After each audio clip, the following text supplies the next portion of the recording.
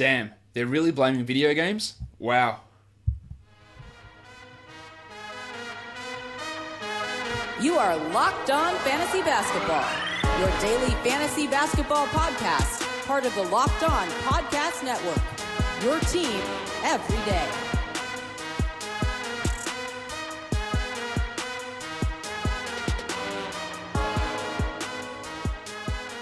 Hello and welcome to the Locked On Fantasy Basketball podcast brought to you by Basketball Monster. My name is Josh Lloyd and I am the lead fantasy analyst at basketballmonster.com, and you can find me on Twitter as always at redrock_bball, back with another week of the Locked On Fantasy Basketball podcast. Michael Bolton, he is here, ready to go.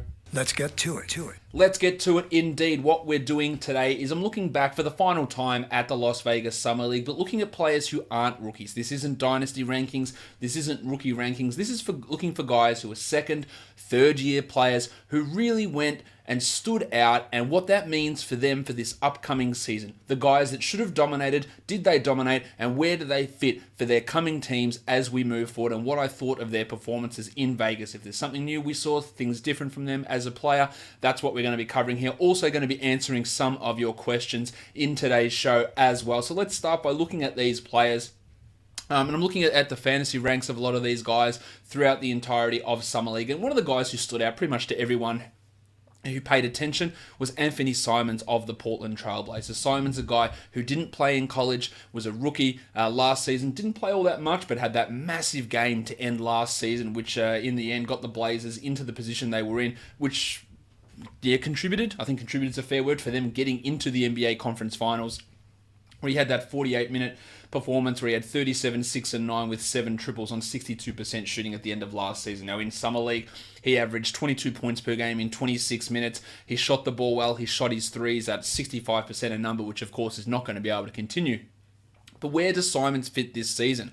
Of course, Damian Lillard, CJ McCollum, both the starting backcourt, both signed long-term with the recent CJ McCollum extension. So finding those minutes in that starting backcourt for Simons is going to be tough. CJ is too small to play as a 3. But with Seth Curry and Evan Turner both leaving, there are huge minutes available there in the backup role. Now, Turner played quite a bit of backup point guard. Seth Curry played some backup 2. He also played some 3 as well. They've lost Mo Harkless and the Chief Al-Farouq Aminu as well, meaning Rocket Rodney Hood's going to have to push up a lot more to the 3. So there are quite a few minutes for Simons available this season, and I think he is going to be an every night part of the rotation. I think that in the future, whether it's on this team, and we've seen people who sign extensions, who seem like they're definitely going to be on teams for the remainder of their career, whatever it is, they get moved. 70% of the NBA feels like it's on a new team from where they were 3 years ago. Things change in a hurry, and it's all about looking at guys and their talent and where it sits. Simons is going to be a rotation guy this season. Maybe he's a 20 to 22 minute a night player who will have the occasional game when CJ is hurt or resting and Dame is hurt or resting. You'll see Simons potentially push into a starting role. I think he's going to be quite good. Another one of those guys like Mitchell Robinson, who we'll talk about soon, who didn't go to college, but taking that flyer on them where they did at in the back end of the first round for Simons, the second round for Mitchell Robinson, I think has worked out really, really well. He's an interesting player. The assist numbers haven't been great. They were good in that last game last season, but he is more ball dominant. But I could see him being a point guard. Lillard's a ball-dominant point guard who's not a great assist guy. Simons maybe at some point could push into that role. So I really liked what we saw from him, carrying on some of the form we saw from him last season. I think he's going to be ready for a regular rotation role in the NBA at the very minimum this season.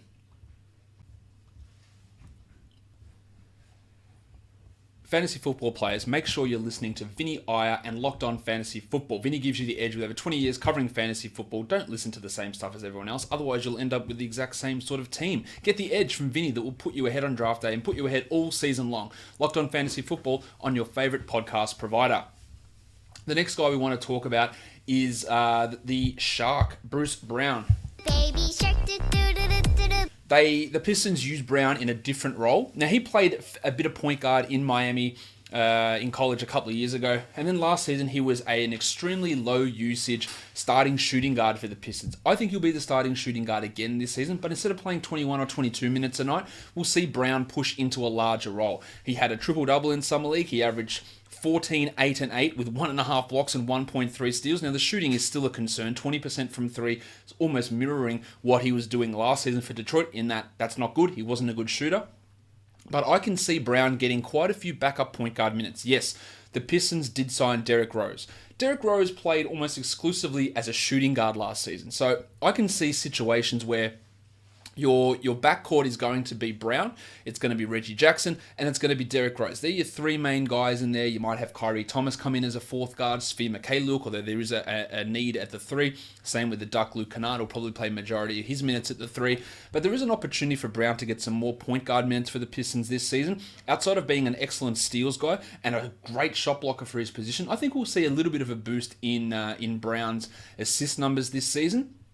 Reggie Jackson is a free agent after this year. Maybe he sticks around, maybe he doesn't. Are they grooming Brown to be a full-time point guard? I think that might be a struggle for him, but with the way that he played in Summer League, I was very impressed with those numbers, and I think he's going to see a big ascension in his playing time this season, but also the way that his role is used. He won't be a full-time point guard, he won't be a full-time backup point guard, but he'll get a lot more ball-handling opportunities this season in Detroit than what we saw from him as a rookie. And that can't do anything but help his overall fantasy value. Add the assists with steals and blocks and some aggressive rebounding. It is harder to get those rebounds when you're playing alongside Andre Drummond, of course, but Brown is in for a bit of a boost in his overall value, I think, for this coming season. Quick mention about Cam Payne, who actually was the number 2 ranked player in fantasy across all of Summer League. He averaged 20 points with 4 assists and 2.7 steals, and he's been signed to the Toronto Raptors. The Raptors, their backup point guard is Fred VanVleet, but there's also a massive opening on the Raptors in terms of shooting guard, so VanVleet's going to play a lot of minutes there, and you could see Payne actually being a rotation guy. They waived Jordan Lloyd, my brother, over the last day or two, so there is an opportunity for Payne there. Now, I'm not saying to get too excited about him, and don't get excited about him really at all. He's still 25. I still do believe in him talent-wise, and he's on an NBA roster, so let's see exactly how that goes. One player who it was really good to see them start to put the numbers together, and that's Tony Bradley of the Utah Jazz. Bradley played 26 minutes a night and averaged 20 and 13 with 1.6 blocks. He's been a non-factor through his first 2 NBA seasons, and I wasn't all that much of a fan of the pick of Bradley when he was selected by the Jazz at the end of the draft. But 3 years in, this is what you want to see from a guy who is in his third NBA season to come out and dominate in Summer League, and he actually did that. He's still only 21. He's going to be turning 22 around Christmas time. So he's not all that old as a third-year guy. The Jazz, of course, have Rudy Gobert as their starting center, but backup center, it used to be Derek Favors, starting power forward backup center. He's not there anymore. So there is an opportunity for Bradley to come in and at least, I don't know if he's going to necessarily secure a rotation role immediately, but there is that opportunity there for him. Ekpe Udoh was also the third center last season. He's not necessarily going to be around for this Jazz team. So again, it's not like it's a huge clear path for Udoh to come in, not Udoh, for Bradley to come in and put up these big numbers immediately, but the path has definitely been cleared for him to at least be someone that we have to pay some level of attention to that can come in. Now, Ed Davis at this point is the backup center, and that's rightfully so. But you could see Tony Bradley taking that Udoh role and being that third center. And the way that he played here was definitely interesting, even though he's probably not going to be an impact guy this season. But it was good to see that step up. Lonnie Walker the fourth, 28 minutes a night, 25 points, shot really, really well from the field, 55%, only 31% from three, and that's a concern. Teammates of Bruce Brown at Miami, wasn't a great three-point shooter there also, and a lot of the other concerns I have with him are those low peripheral numbers, low assists, steals are pretty good, low blocks, not a great guy in terms of those other areas. The concern I have with Lonnie is where do the minutes come this season? DeJounte Murray is back. Derek White established himself. Pat Mills still around, still an important contributor in his 20-21 minute night role. Bryn Forbes, the team's best three-point shooter, 40% three-point shooter last season. Where does he fit in that role? Now, Walker could overtake Forbes, but that would mean you'd have, again, only Mills as a good guard shooter out of that quartet of guards that they use. So I don't think Walker is going to be pushing into... He might not even be in an every-night role this season. I can see that. And that's, of course, not even including DeMar DeRozan in that guard rotation at all. I'm seeing a lot of hype for Lonnie Walker because of some of this Summer League performance, and he did well, and he dominated exactly as he should. But those minutes for him this season, I don't think it's that clear cut. He's not going to be a standard league guy. There's a long way for him to go. And overall, his fantasy game doesn't profile that well. There's a little bit of Wiggins in it in terms of scoring with not too much else. And some potential efficiency issues, although the free throws were a lot better from Walker than what we've seen from Wiggins. But at least he did what he needed to do. I'm not that convinced we're going to have big numbers from him this season. Chris Boucher of the Toronto Raptors, 23-10 with 1.3 blocks. Boucher was the G League's MVP last season. Everywhere he's played, pretty much, he's able to put up really strong numbers. This is a Raptors team that has Marc Gasol, it has Serge Ibaka in that front court, it has Pascal Siakam at power forward. So the minutes this season, they're not going to be huge. But Gasol, Ibaka, both of those guys could be gone next season. So Boucher is one to watch, and I could see him moving into that fourth big role this year, especially with the Jedi, OG Anunoby. Hello there. He's going to have to be playing a lot more of the three with Kawhi Leonard gone, of course. So Boucher is a guy to, at least in deeper leagues, he could find himself in an every night rotation role. There's no guarantee in that. He could be a long way off being an every night rotation guy, but he is a player who could come in and put up some interesting numbers and looked good. Now, the number one guy here in Summer League in terms of production translating across to the NBA regular season is going to be Mitchie Robinson. 15-11 with 3.3 blocks on a ridiculous 87% shooting. Mitchell Robinson is going to go very, very high in fantasy drafts. He will go in the second round of a lot of drafts. Think Rudy Gobert, think prime Hassan Whiteside. That's where he will go. There are concerns with Robinson. He is really more suited as a head-to-head guy, not as much of a points guy, not as much of a roto guy with his lack of assists and steals and threes and poor free throw percentage. That can hurt his roto. But for head-to-head, getting that level of field goal percentage and blocks is massive. The concern I have with Robinson, of course, are the foul troubles. Now, he is going to be the starting center. No problem. Do you trust David Fizdale to play him through foul trouble and to play him 28 minutes a night when he can go to Julius Randle, he can go to Punch Bob Bobby Portis, he can go to Taj Gibson at center? There are many options for him to go to, and Fizdale is known to me, for being a bad coach and for being a poor utilization or utilizing his players in a poor way. Throw that in with Robinson's foul trouble. And the problem I have with him here is, and I like to think of this when I'm looking at head-to-head versus roto necessarily. In head-to-head leagues, I want guys who are consistent because your league and your playoffs especially comes down to preferably a 2-week matchup. So if I know that Mitchell Robinson's going to get 3 blocks every game, that's consistency, right? And that's useful. But if he has 7 blocks one game, 6 blocks the next game, 6 blocks the next game, fantastic.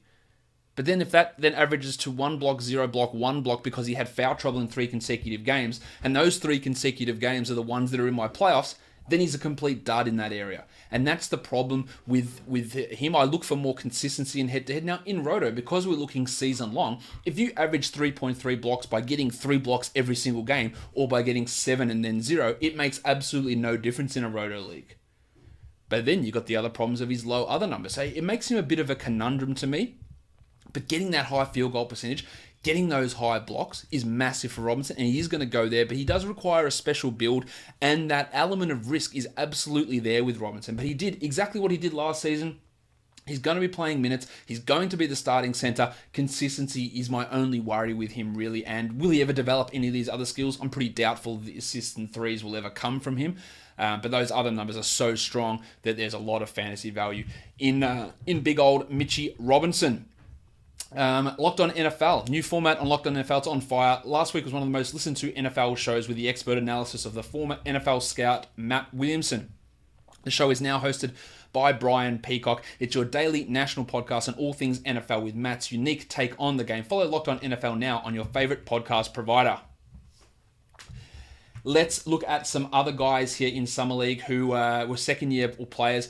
An interesting guy that not many people pay attention to, Kevin Hervey of the Oklahoma City Thunder. Drafted in the second round a couple of years ago, averaged 15 and 10 in 26 minutes. Now, this Thunder team wasn't very much to write home about, but Hervey looked like the best player on that team at times with MC Hamidou Diallo there, Luguentz Dort on that team as well, Darius Bazley. Hervey looked strong. Those good rebound numbers, good defensive numbers. This is a team that's really in rebuild mode. Now, Hervey hasn't been signed, as far as I'm aware, for a contract for this season, but he did enough to at least put that name in the back of your head and remember, this guy, I remember second round pick a couple of years ago. Could there be something that he does? We're still a little bit away for that, but definitely something to pay some attention to with how he played. Another Blazers guy, Gary Trent Jr., averaged 20 points per game, 3.5 threes, actually really strong rebound numbers as well. Finding his role is a little bit harder. To me, he's pretty clearly behind Simons in that pecking order in Portland, but we didn't see hardly anything from him last season because the Blazers refused to play players in the G League, and Trent didn't get any time really with the main squad as well, didn't even get that big opportunity that Simons got at the end of last season. And they do have Kent Bazemore there, who'll probably come in as the fourth guard. Maybe he's even the third guard ahead of Simons. So Trent, unlikely to find himself in a large enough role, but at least he did what he needed to do. Came out, dropped the 20 points per game, 29% usage, 55 true shooting over the Summer League, which is sort of what he needed to do. Jarrett Allen is an interesting one. I don't know why he was playing in Summer League. He's an established NBA starter, but he came out and did what he needed to do. 16 and 11, over 2 blocks, 61% shooting. Great. The real concern is what Kenny Atkinson's going to do with Jarrett Allen now that DeAndre Jordan's in town. Allen was a guy that I thought should have pushed up to 28, 29 minutes a game last season and would have provided some pretty strong fantasy value. That didn't happen. We saw Kenny Atkinson limit him down to 26 per game, and there's a real chance it actually goes lower this season with Jordan around. Now, I would much rather have Jarrett Allen out on the court than DeAndre Jordan. Jordan has lost quite a lot athleticism-wise, not as good of a rim protector, lazy defender. Allen, not a great defender by any means, but a better rim protector. Allen with more athleticism now than what Jordan has. Jordan, of course, was an elite athlete back in the day. He's not quite at that level at this point, but there is obviously a significant risk. The rationale behind Allen playing at Summer League is a curious one to me. Did he need to go out and prove, hey, I should be the starter? I'm not sure how you're doing that at Summer League, but it is an interesting one. And to me, he moves from a guy that could have been a pretty easy top 70-ish type of a pick, top 80 pick, versus a guy that now I'm looking at as a late round pick. But his Summer League performance doesn't really have any impact on that because he was good and he did what he needed to do. And 16 and 11 with 2 blocks is a number that Jarrett Allen could easily put up in an NBA regular season. I just don't know exactly how that's all going to be used by Kenny Atkinson and the Brooklyn Nets. Devontae Graham from the Charlotte Hornets, 14 and 5 with 5 assists, shot the ball poorly. That was also something that happened to him in the regular season last year. And I reckon there is absolutely a non-zero chance that Devontae Graham is better than Terry Rozier this season. Now, he won't play more minutes than Rozier. Rozier will be stuck in at that starting point guard and playing 35 minutes a night. But Graham is the backup point guard. He will share the court alongside Rozier. Remember, they lost not only Kemba Walker, but Jeremy Lamb as well. So there is an opportunity for Graham, especially for deeper leagues, to come in, to get some assists, to score. And if that shooting comes up to anywhere close to average, he'll have some sort of value. But he's going to get way more minutes and have a much larger role. Tony Parker also retired from the Charlotte Hornets. So there is an opportunity for Devontae Graham to come in and put up some okay numbers. Emile Jefferson of the Orlando Magic, a guy that I think is interesting as a G League type of player, but finding minutes on the Magic squad with Aaron Gordon, Johnny Isaac, now the Chief Al-Farouq Aminu. Sometimes may be good, sometimes may be shit. Of course, Nikola Vucevic and Mohamed Bamba there as well. There's just not going to be those minutes, but it did enough to at least get me marginally interested. We also had Big Shaq. Big Shaq Harrison of the Chicago Bulls, who was waived and re-signed. I think he's better than Chris Dunn, but finding those minutes with the Bulls have got 5 point guards is probably going to be tough. But one guy we do have to mention is Jacob Evans of the Golden State Warriors, who was really, really poor as a rookie, but they're putting him into a new role. He is a point guard now. He will be the Warriors' backup point guard. Yes, there's Steph Curry and there's D'Angelo Russell. We know that. But those two guys are going to be the starters, point guard and shooting guard. Yes, they'll try and stagger that as much, but Kerr and the Warriors haven't really done much in terms of staggering. They didn't stagger Curry and Durant very much at all, and I don't think it's going to happen all that much with Russell and Curry. So I think we'll see times that Jacob Evans is in the rotation, especially until Clay. And if you look at the Warriors' depth, man, it is terrible. I think they're going to have Jacob Evans, Jordan Poole, and Eric Pascal in their rotation from opening night, which is a little bit terrifying if you're a Warriors fan. But Evans averaged 14, 5, and 4 with a steal and a block. Shot the ball pretty well as well. Pretty interesting stuff. If he can come in for deeper leagues, a guy like Sean Livingston was getting 18 minutes a night and he never got assists. He was just a high field goal percentage guy that didn't do too much else. Evans has a little bit of versatility, some defensive numbers, some assist numbers. He's definitely a name to watch for deeper leagues for a guy that barely played last season, that showed that new role is what they're going to need for him to do, and I think we're going to see that coming in from him. So that was pretty interesting. Bruno Caboclo also played in Summer League. I'm not sure why. He put up some pretty good numbers last season for the Grizzlies down the stretch, but he could be a guy that I think gets a little bit overvalued. He's not going to be a standard league player, but because at the end of last season, Triple J was out, Kyle Anderson was out. Both those guys are going to be back. And they were playing that position that Caboclo played. So he's going to be, down to a third string power forward. Forget about the fact that Brandon Clark is there now as well, who should be ahead of Bruno. And you've got Jay Crowder, Andre Iguodala at the small forward position. It's going to be hard to see where Bruno gets those minutes. Now, trades and all that sort of stuff could thin things out for Memphis, but it is a little bit harder to see where Bruno fits. Last guy I want to talk about here in terms of these, actually two guys. Jared Vanderbilt from the Denver Nuggets, an elite rebounder, passing skills, defensive stuff, all looks pretty good. I think he's probably 1 year away. At this point, you've got Jeremy Grant and Paul Millsap as the power forwards. I think that when, they could lose both of those guys next season. Both Millsap and Grant have an opportunity. Grant with a player option, Millsap as an unrestricted free agent to both leave. I don't think they both will, but they could both leave. So Vanderbilt could be in the rotation after that. Of course, there's Michael Porter, who's my preferred position for him is power forward. I walked past Porter in Vegas. He is very tall. He's listed, 6'10". He looks way taller than that. He is absolutely massive. So there is an opportunity potentially coming for Vanderbilt, but he did enough stuff there to get me interested. While Alize Johnson for the Pacers, 16 and 10, decent shooter, really interesting performances from him in the G League last season. Of course, the Pacers have lost Thaddeus Young, they've lost Bojan Bogdanovic. So there is an opportunity, I think, for Alize Johnson to come in and be in the rotation immediately behind Sabonis, behind Miles Turner. I don't know how many minutes or if he's even going to be an every night rotation guy, but with those absences from that front court, there is a potential for Johnson to come in. Now, they did bring in Goga Bitadze. Problem with my Gogo-mobile. Gogo-mobile? No, not the da. Not the da. They also brought in TJ Warren, who I imagine is going to be the starting three on this team. But there is an opportunity. Justin Holiday could also play the three, pushing TJ up to the four. There is an opportunity for Alize to at least find his way into being the 12th man, maybe 13th man, and did enough in Summer League to not justify the hype, because I wasn't that hyped about him, but there is some value in a guy like Alize Johnson. That's going to cover it for me looking at guys from Summer League, the second and third year type of guys who really did what they needed to do and how that translates for the season.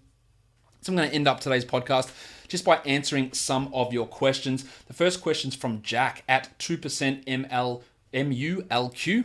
Mulk? I don't know about what that. I assume it's mulk, like milk. Anyway, Jack. A shout out to Jack who owns a restaurant in New York, a bar in New York. Her name is Carmen, is the name of that place. And he also sorted me out with a reservation to Joe Beef in Montreal, which was absolutely fantastic. So thank you to you, Jack, for doing that. He says, who are your top 12 in a 9-category Dynasty startup? Well, in general, when I'm looking at Dynasty, you're obviously looking at guys who are, say, 32, 33. You want to bump those guys down a bit. Now, I haven't gone through and projected everybody out for this upcoming season in terms of redraft, but my redraft and Dynasty lists normally aren't too far away. The top 3 players, I think, when we're looking at Dynasty value is going to be Giannis Antetokounmpo, Anthony Davis, and Karl Anthony Towns. I think they're your top 3, and any order there could be justified. Steph, Harden, those guys take a little bit of a step back because of their age. I think you look at Jokic maybe as a 4th or 5th sort of a player. Embiid with the injuries is a concern in that area as well.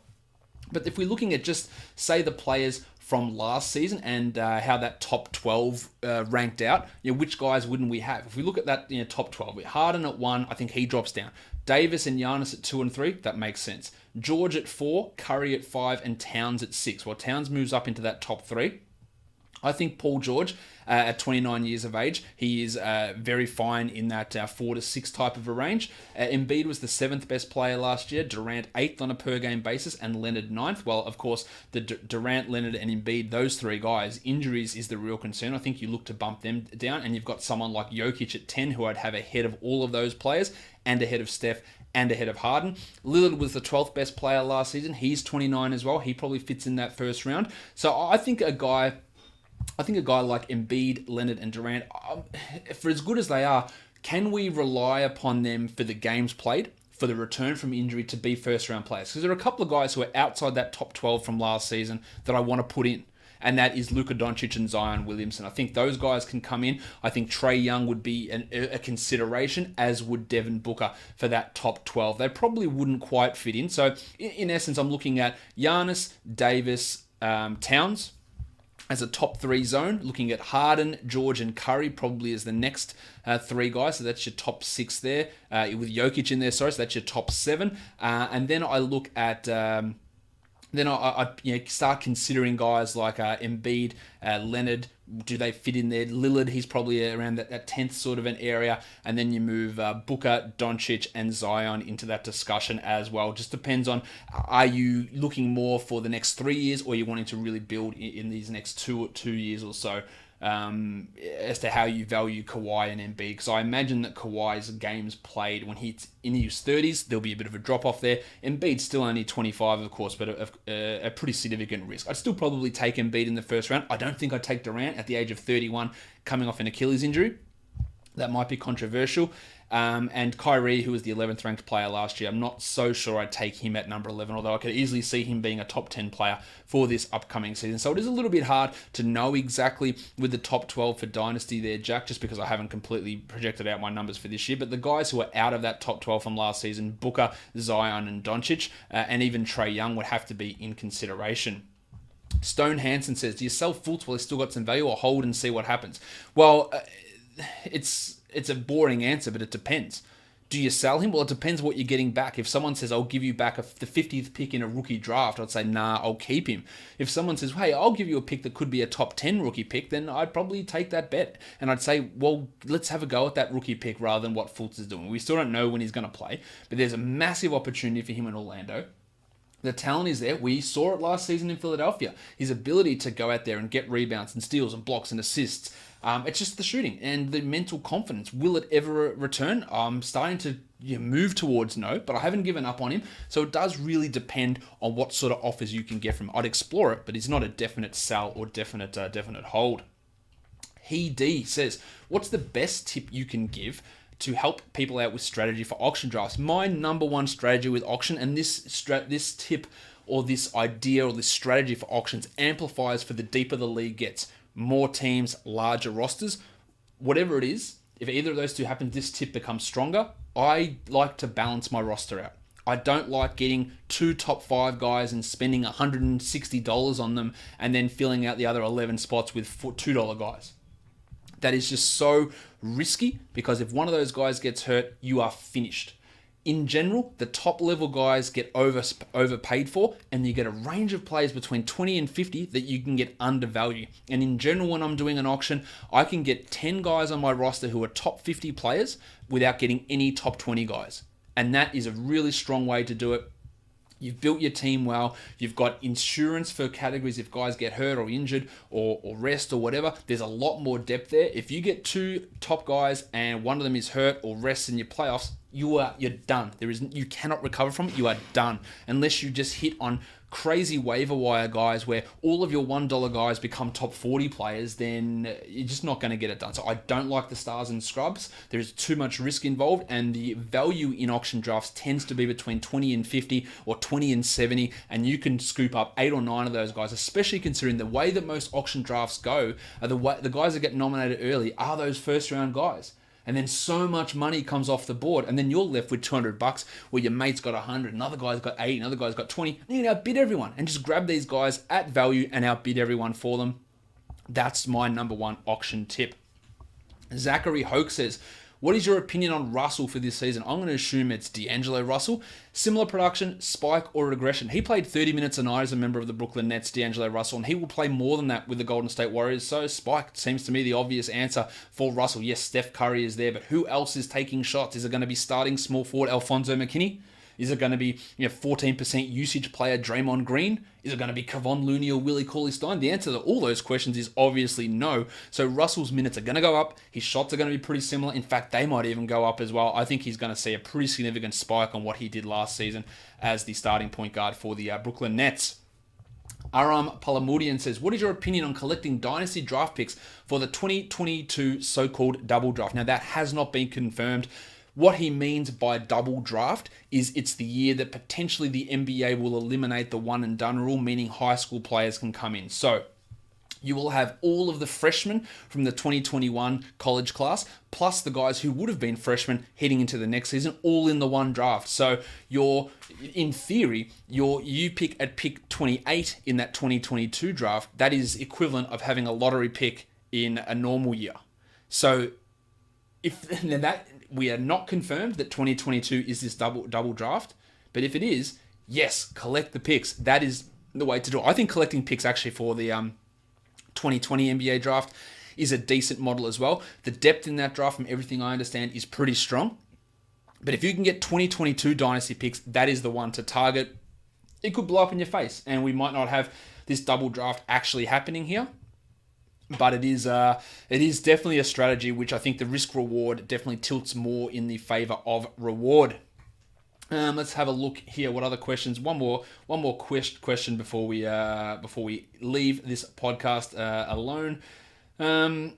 Let's have a look. Jai Thomas says, do you forecast any particular player to significantly improve their free throw percentage? I'm going to be covering that actually in a show later this week, so we'll do that later on. Lars V. Can you run down your thoughts on your most recent industry mock draft? I will at some point. That mock draft hasn't finished yet. You'll see Adam King on Twitter at AdamKing91, Fantrax's lead fantasy basketball guy, tweeting out the picks there. For everyone asking about that draft, it is a best ball points league. So yes, I took Russell Westbrook at pick number 12 and Andre Drummond at pick number 13. No, I wouldn't do that in a category league, but in a points league, those guys dominate, so that's why I grabbed them there. So don't look at it and go, Josh, why'd you pick Westbrook? You hate him. Don't hate him. Actually, I've always liked him as a player, and he has fantasy value. In category leagues, not as much, but in a points league, love him at that spot. But we'll go through that draft more once it's over, but it is a points league for anybody when anyone sees that. Last question here. Actually, two questions. Keith Tam, will you do a mock auction draft for the listeners? Absolutely, Keith. There'll be lots of mock drafts coming. Auctions, Snake, points, roto, categories, all that stuff will be coming. Don't worry. And the last question, Jackson Chow. What is Hassan Whiteside's opportunity in Portland versus some late round center options, Bam, Adebayo, and Thomas Bryant? Well, Jackson, unless your league drafts 70 players, Bam and Thomas Bryant are not late round guys. They will both be going in that top 50 area. I feel pretty confident about that. So they are not late round centers. I would take Bam ahead of Bryant. Whiteside's an interesting one because much like we talked about earlier with Mitchell Robinson, his shot blocking and field goal percentage can be enough in a head-to-head league to carry you. So there's a realistic opportunity, despite him being worse than Bam Adebayo as a player, that he has a better fantasy season overall because of the lack of centers. Of course, Yusuf Nurkic is out. Now Zach Collins has torn some ankle ligaments. Whiteside is going to have to play minutes. I think that I don't know who else, Pau Gasol is their backup center. That's not going to really move any needle for me. Whiteside is going to play decent minutes. His field goal percentage will be strong. He'll block a lot of shots. I think there is definite interest in him having a real bounce-back fantasy season. Nobody is coming for his minutes. Out of those other guys, I do like Bam. I like him more than Thomas Bryant, Bam. But these are all mid-round guys who are probably going to end up in a lot of competitive leagues in the fourth round type of discussion. Whiteside might slip because people hate him, and that could end up being really, really strong value. That'll wrap it up for today's podcast. Check out over on the Locked On NFL side, Locked On NFL and Locked On Fantasy Football. Tons of stuff going on there. Follow me on Twitter at @RedRock_Beeble and on Instagram at Locked On Fantasy Basketball. I might actually go and use Instagram a little bit more, maybe do some Instagram live question and answers over there as well, which again, I'll probably have finished by the time you listen to this podcast. Subscribe to this podcast, Apple Podcasts, Google Podcasts, and on Spotify as well. And on YouTube, give it a thumbs up, leave a comment, all those great things. Guys, we are done here. Thank you so much for listening, everyone. See ya.